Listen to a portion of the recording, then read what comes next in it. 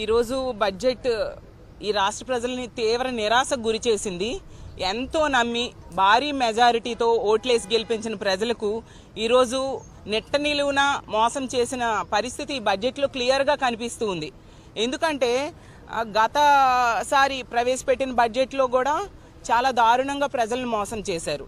ఇది పూర్తి స్థాయి ఇప్పుడు బడ్జెట్ ఇప్పుడు పెట్టారు కదా, ఏదైనా ప్రజలకి మంచి చేస్తారేమో అని చాలా ఆశగా ఆంధ్ర రాష్ట్ర ప్రజలందరూ ఎదురు చూడడం జరిగింది.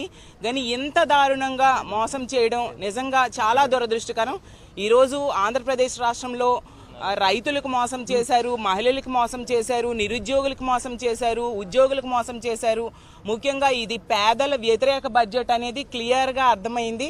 అలాగే ఉత్తరాంధ్ర ప్రజలకు, రాయలసీమ ప్రజలు వీళ్ళందరూ ఎంతో వెనకబడిన ప్రాంతాలు, వీటికి కూడా తీవ్ర నిరాశకు గురి చేసి దారుణంగా మోసం చేసిన పరిస్థితి క్లియర్గా కనిపిస్తూ ఉంది. ఈరోజు మహిళలకైతే నెట్ట నిలువుగా అసలు ఎన్ని పథకాలు సూపర్ 6 అంటూ ఆ రోజు ప్రవేశపెడతామని ఎన్నికల టైంలో హామీ ఇచ్చి ఈరోజు ఏ ఒక్కటి ప్రవేశపెట్టిన పరిస్థితి. అసలు వీళ్ళు ఎందుకు అధికారంలోకి వచ్చారు?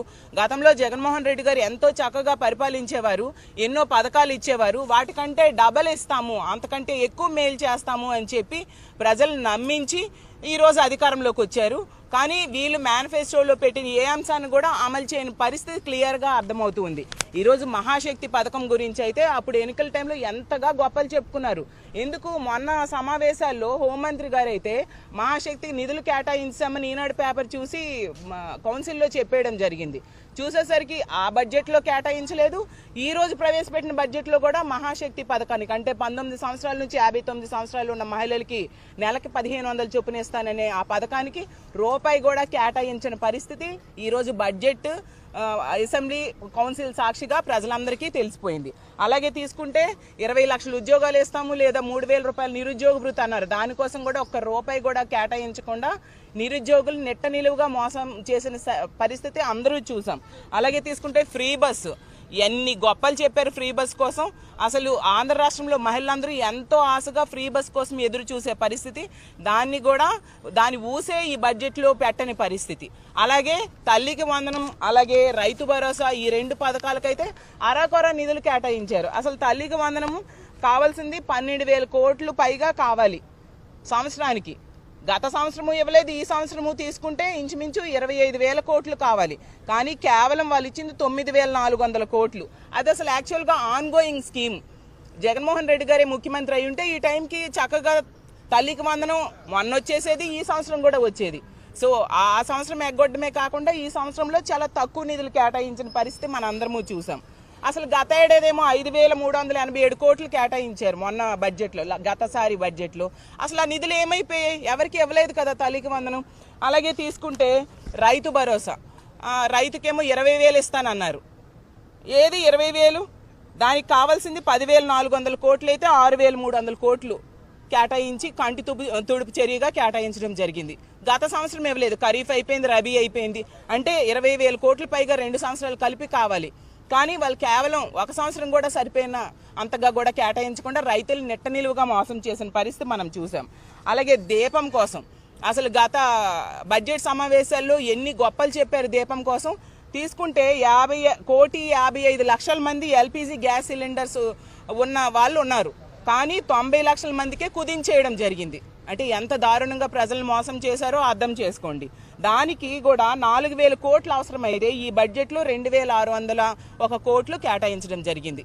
అంటే దానికి కూడా ఎంత ఘోరంగా ఆ పథకానికి తూట్లు పడవడానికి ప్రయత్నిస్తున్నారో మనం అర్థం చేసుకోవచ్చు. అలాగే సున్నా వడ్డీ తీసుకుంటే 10 లక్షల రూపాయల వరకు సున్నా వడ్డీ ఇస్తామన్నారు.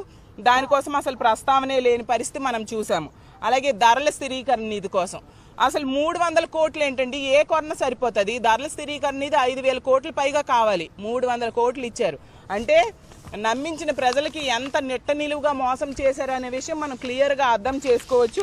ఇది నిజంగా అంకెల గారడి అనే విషయం క్లియర్గా ఈ రాష్ట్ర ప్రజలకి ఈ బడ్జెట్ని చూశాక అర్థమైంది. అసలు ఎప్పుడు కూడా గతంలో వాళ్ళు బడ్జెట్లో ఏం చేస్తారు, అప్పులేని, ఖర్చులేంటి, ఈ ఆదాయం ఎలాగా ఇవి చెప్పుకుంటారు. కానీ ఈ బడ్జెట్లో తీసుకుంటే ఎంతసేపు కూడా గత ప్రభుత్వాన్ని తిట్టడం, ఈ ప్రభుత్వంలో గౌరవ మంత్రి గారైన లోకేష్ గారి గురించి పొగడ్డం, అదే పనిగా పెట్టుకున్నారు తప్ప వీటి మీద కాన్సన్ట్రేషన్ లేదు. పవన్ కళ్యాణ్ గారు బాధపడతారని ఒక్కసారి పవన్ కళ్యాణ్ గారి పేరు ప్రస్తావించారు. ఈ లోకేష్ గారిని పొగడ్డానికి చూపించే శ్రద్ధ ఈ ఇచ్చిన హామీలు అమలు చేయడంలో ఉంటే ఎంతో బాగుండేదని మేము భావిస్తూ ఉన్నాము. అసలు బడ్జెట్ ద్వారా అసలు వీళ్ళ పరిపాలన ద్వారా రాష్ట్రం పురోగమనంలోకి తీసుకెళ్లాల్సింది వీళ్ళు చేసిన పనుల ద్వారా తిరోగమనంలోకి వెళ్లే పరిస్థితి మనం క్లియర్గా చూస్తూ ఉన్నాము. అసలు ఈ కూటమి ప్రభుత్వం ఎలా ఉందంటే ఎన్నికల టైంలో ఎన్నో హామీలు ఇచ్చి ఈరోజు ఏ ఒక్కటి అమలు చేయడానికి శ్రద్ధ చూపించట్లేదు. ఏరు దాటాక తెప్ప తగలేసే పరిస్థితిలో వీళ్ళు పరిపాలన సాగిస్తున్నారు అనేది ఇప్పుడు ప్రవేశపెట్టిన బడ్జెట్ ద్వారా మరొకసారి తేటతెల్లమైంది. ప్రజలందరూ కూడా దీన్ని గమనిస్తూ ఉన్నారు. రానున్న రోజుల్లో ఎలాగూ బడ్జెట్ మీద చర్చ ఉంటుంది. దాని మీద వీళ్ళు ఏ విధంగా ప్రజలను మోసం చేశారు, వీటన్నిటికీ వాళ్ళు ఎన్నికల్లో ఇచ్చిన హామీలన్నీ అమలు చేసి తీరాలి అని మా వైఎస్ఆర్ కాంగ్రెస్ పార్టీ తరఫున ప్రభుత్వం మీద ఒత్తిడి చేస్తాము. ఇలాంటి నిరాశాజనకమైన బడ్జెట్ ప్రవేశపెట్టినందుకు నిజంగా చాలా బాధగా ఉందని తెలియజేసుకుంటూ సెలవు తీసుకుంటున్నాను. జూన్ 2024 నుంచి అతి తక్కువ సమయంలోనే మా ప్రభుత్వం మేనిఫెస్టోలో ఇచ్చిన ఈ కింది ప్రధాన హామీలను నెరవేర్చింది. ఎన్టీఆర్ భరోసా పెన్షన్లను నెలకు 4,000 రూపాయలకు పెంచడం జరిగింది. పేదల కోసం 204 అన్నా క్యాంటీన్లను ఏర్పాటు చేయడం జరిగింది. దీపం పథకం ద్వారా ఉచిత సిలిండర్లను ఇవ్వడం జరుగుతోంది. అర్చకులు, ఇమాంలు మరియు మౌజన్లకు గౌరవ వేతనం పెంచడం జరిగింది. 16,347 ఉపాధ్యాయుల నియామక ప్రక్రియకు మా ప్రభుత్వం శ్రీకారం చుట్టింది. అధ్యక్ష, చేసే ప్రతి పనిని ప్రజల ఆమోదంతో చేయాలనేది చంద్రబాబు గారి ఆలోచన. నేడు, రేపు మరియు మర్నాడు ప్రజలను ఒప్పించి ముందుకు సాగాలి. ప్రజాస్వామ్యంలో ఇది నిరంతర ప్రక్రియ. We have to convince people today, tomorrow and day after tomorrow continuously in democracy అనేది ముఖ్యమంత్రి గారు పదే పదే చెప్తుంటారు. బడ్జెట్ అనేది కేవలం కేటాయింపులు మాత్రమే కాదు, ప్రజల ఆశలు, ఆకాంక్షలు, అభివృద్ధి, సంక్షేమం, ఉన్న వనరులతో వీటిని సమతూకం చేయడమే బడ్జెట్ ప్రక్రియ. దీన్ని గత ప్రభుత్వం పూర్తిగా గాలికి వదిలేసింది. దీంతో ఆర్థిక వ్యవస్థ క్లిష్టతరంగా మారింది.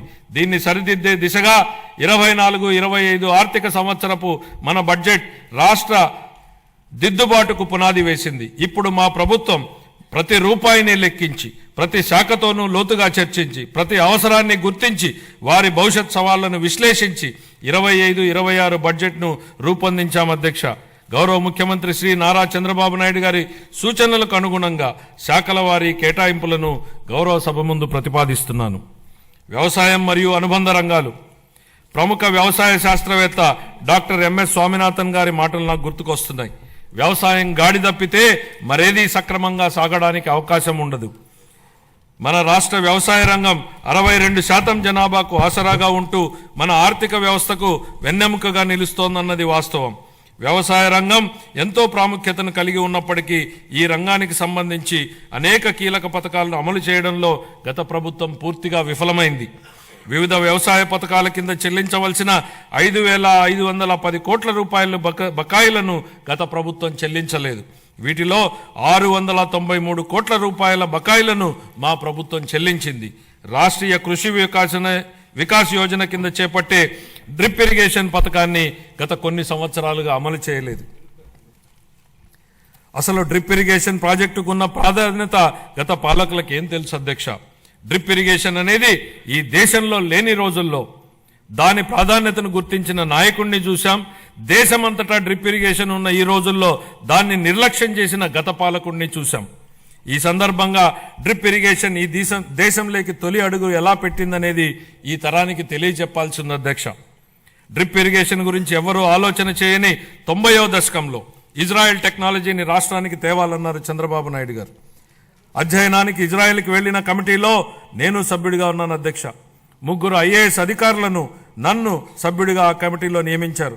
నాటి ఉమ్మడి రాష్ట్ర ముఖ్యమంత్రి చంద్రబాబు గారి సూచనల మేరకు దాన్ని అధ్యయనం చేసి అందించిన నివేదిక ఆధారంగా దేశంలోనే తొలిసారిగా ఉమ్మడి రాష్ట్రంలో డ్రిప్ ఇరిగేషన్ పైలట్ ప్రాజెక్టు ప్రారంభించారు. దీనిపై నాటి కాంగ్రెస్ పార్టీ అవహేళన చేసింది.